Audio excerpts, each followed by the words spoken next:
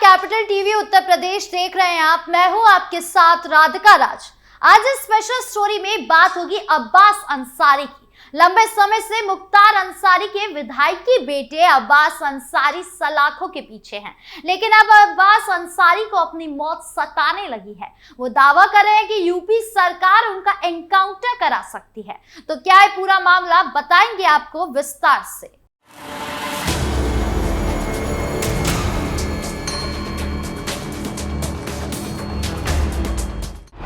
अब्बास अंसारी को दिखने लगे हैं यमराज। अब्बास अंसारी को अब यमराज दिखने लगे हैं। उन्हें अब ये डर सताने लगा है कि यूपी सरकार उनका एनकाउंटर करा सकती है।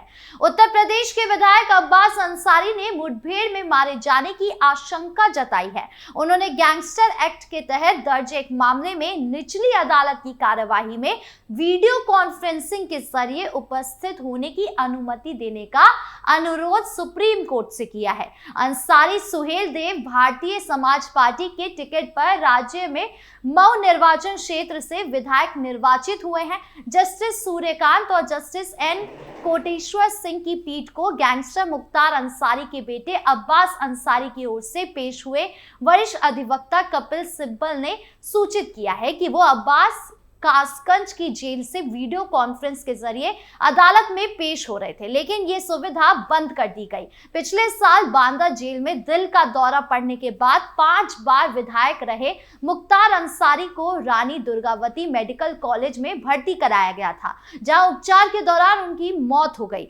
सिब्बल ने कहा, कृपया मुझे अदालती कार्यवाही में वीडियो कॉन्फ्रेंस के जरिए पेश होने की अनुमति दे। आजकल जेल से अदालत के रास्ते में बहुत सी चीजें होती हैं। जेल से अदालत ले जाते समय लोगों की हत्या कर दी जाती है।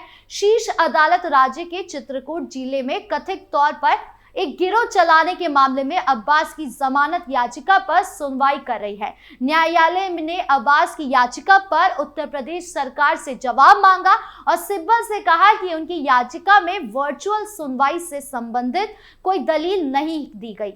न्यायमूर्ति सूर्यकांत ने सिब्बल से ये याचिका के साथ उच्च न्यायालय जाने को कहा। सिब्बल ने कहा कि उच्च न्यायालय में जाने का मतलब है ये होगा कि जब तक मामले की सुनवाई होगी अब्बास को अदालत में ले जाया जाएगा।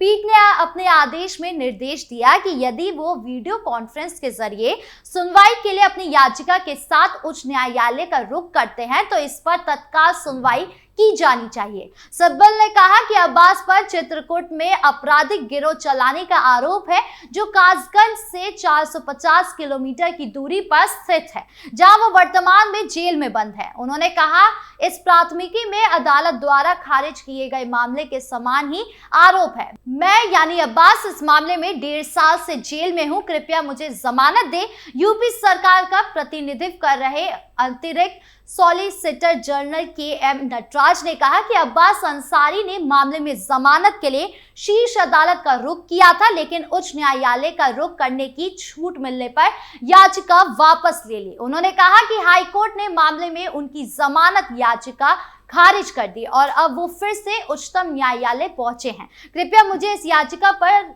जवाब दाखिल करने की अनुमति दे। पीठ ने नोटिस जारी कर यूपी सरकार से 2 सप्ताह में जवाब दाखिल करने को कहा है। अब यूपी सरकार जवाब में क्या कुछ कहती है, ये देखने वाली बात होगी। अब्बास अंसारी पर क्या है इल्जाम? आपको बता दें कि अब्बास अंसारी पर क्या कुछ इल्जाम है। दरअसल अब्बास अंसारी मऊ निर्वाचन क्षेत्र से सुहेल देव भारतीय समाज पार्टी का प्रतिनिधित्व करने वाले विधायक हैं। उन पर चित्रकूट में आपराधिक गिरोह चलाने का इल्जाम है। वो अभी कासगंज से 450 किलोमीटर दूर है, जहां वो वर्तमान में जेल में बंद है। चित्रकूट जिले के कोतवाली करवी पुलिस स्टेशन में 31 अगस्त 2024 को अंसारी, नवनीत सचान, नियाज अंसारी, फराज खान और शाहबाज आलम खान के खिलाफ यूपी गैंगस्टर और असामाजिक गतिविधि कानून 1986 की धारा 2 और 3 के तहत एफआईआर दर्ज की गई थी। उन पर जबरन वसूली और मारपीट का इल्जाम लगाया गया था और उसे 6 सितंबर 2024 को गिरफ्तार कर लिया गया था। 28 अगस्त 2024 को एक गैंग चार्ट तैयार किया गया था, जिसे 29 अगस्त 2024 को चित्रकूट जिला मजिस्ट्रेट द्वारा विधिवत अनुमोदित किया गया था, जिसमें अब्बास को एक गिरोह का नेता दिखाया गया था, जबकि अन्य 4 आरोपी गिरोह के सदस्य थे जिन्हें आपराधिक गतिविधियों में शामिल बताया गया। लखनऊ की कीमती जमीन पर सरकारी निर्माण पर रोक। बता दें कि हाल ही में अब्बास अंसारी को सुप्रीम कोर्ट से बड़ी राहत मिली थी, जहां उनकी लखनऊ की कीमती जमीन पर सरकारी निर्माण को रोक दिया गया था। दरअसल मुख्तार अंसारी फैमिली को सुप्रीम कोर्ट से बड़ी राहत मिली थी। राजधानी लखनऊ में विधायक अब्बास अंसारी की बेशकीमती जमीन पर गरीबों के लिए सरकारी आवास बनाए जाने पर तत्काल प्रभाव से रोक लग गई। सुप्रीम कोर्ट ने यूपी सरकार की योजना पर यथास्थिति बनाए रखने का आदेश दिया है। इसके साथ ही इलाहाबाद हाई कोर्ट को निर्देश दिया गया कि वो अब्बास की याचिका पर जल्द सुनवाई करे। लखनऊ में डालीबाग के पास विकास प्राधिकरण ने मुख्तार अंसारी की जमीन को अवैध मानते हुए बुलडोजर चला दिया। ये जमीन कथित तौर पर मुख्तार अंसारी के बेटे अब्बास अंसारी के नाम पर है। इस जमीन पर यूपी सरकार की पीएम आवास योजना के तहत गरीबों के लिए आवास बनाया जाना है।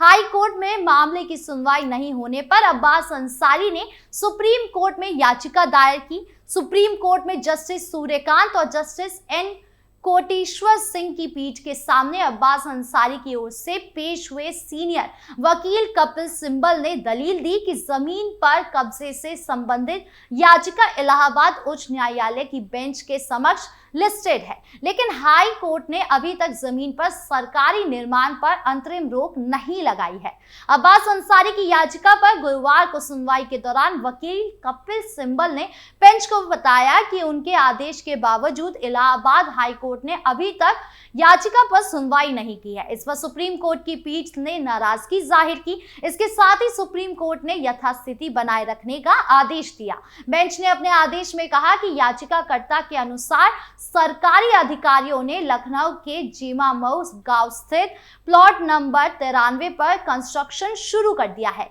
कोर्ट ने कहा कि यदि तीसरे पक्ष को इस जमीन पर अधिकार दे दिया गया तो इससे याचिकाकर्ता को हुए नुकसान की भरपाई नहीं हो सकेगी। ऐसे में सुप्रीम कोर्ट ने हाई कोर्ट में सुनवाई होने तक यथास्थिति बनाने का ऑर्डर दिया था। मुख्तार अंसारी की बेनामी संपत्ति हुई सरकारी। अब्बास अंसारी के पिता मुख्तार अंसारी की बात की जाए तो राजधानी लखनऊ के डालीबाग में माफिया मुख्तार अंसारी की बेनामी संपत्ति अब सरकारी हो गई है। आयकर विभाग के आदेश को नई दिल्ली स्थित निर्णायक प्राधिकारी से सही ठहराया है। आयकर विभाग ने मुख्तार अंसारी की डालीबाग लखनऊ की बेनामी जमीन को जब्त करने का आदेश दिया था। निर्णायक प्राधिकारी के आदेश के बाद ये संपत्ति सरकारी हो गई। वर्तमान में इस जमीन पर एलडीए गरीबों के लिए फ्लैट बन रहा है। आयकर विभाग ने 1 अक्टूबर 2023 को मुख्तार की बेनामी संपत्ति के रूप में 3234 वर्ग फुट जमीन को जब्त किया था। इस संपत्ति की कीमत 1.05 करोड़ रुपए है। इसे बेनामी संपत्ति लेन देन निषेध अधिनियम के तहत कुर्क किया गया था। सुनवाई के दौरान प्राधिकरण ने गाजीपुर की महिला तनवीर सहर को संपत्ति का बेनामीदार और मुख्तार अंसारी की पत्नी अफशा अंसारी को उसके गैंग के सदस्य गणेश दत्त मिश्रा को हितधारक करार दिया। प्राधिकरण ने आयकर विभाग की कार्यवाही को सही ठहराते हुए तनवीर सहर को अंसारी परिवार का सहयोगी बताया। गौरतलब है कि मार्च 2024 में मुख्तार अंसारी की बांदा जेल में तबियत बिगड़ने के बाद मौत हो गई थी। माफिया से नेता बने मुख्तार अंसारी मऊ सदर सीट से 5 बार विधायक भी रहे हैं। उनके खिलाफ 60 से अधिक मामले लंबित है, जिसमें से 8 मामले में उसे सजा भी मिल चुकी थी। यानी मुख्तार अंसारी ने करोड़ों रुपए कमाए थे। मुख्तार अंसारी गैंग के सदस्यों पर अब 155 एफआईआर दर्ज किए गए हैं। मुख्तार की अब तक कुल करीब 600 करोड़ की संपत्ति जब्त की जा चुकी है। वहीं उसके 2100 से ज्यादा अवैध कारोबार को बंद किया जा चुका है। हालांकि योगी आदित्यनाथ की सरकार के दौरान मुख्तार अंसारी के वर्चस्व पर जबरदस्त कार्यवाही हुई है। अब मुख्तार अंसारी के बाद क्या बेटे का इनकाउंटर होने वाला है या फिर सिर्फ उनका भ्रम है, ये तो आने वाला वक्त ही बता पाएगा। साथ ही ये भी देखना होगा कि यूपी सरकार क्या कुछ जवाब पेश करती है। आपको क्या लगता है कमेंट बॉक्स में जरूर बताएं। वीडियो अच्छी लगी हो तो लाइक शेयर करें और चैनल को सब्सक्राइब करना ना भूलें। नमस्कार।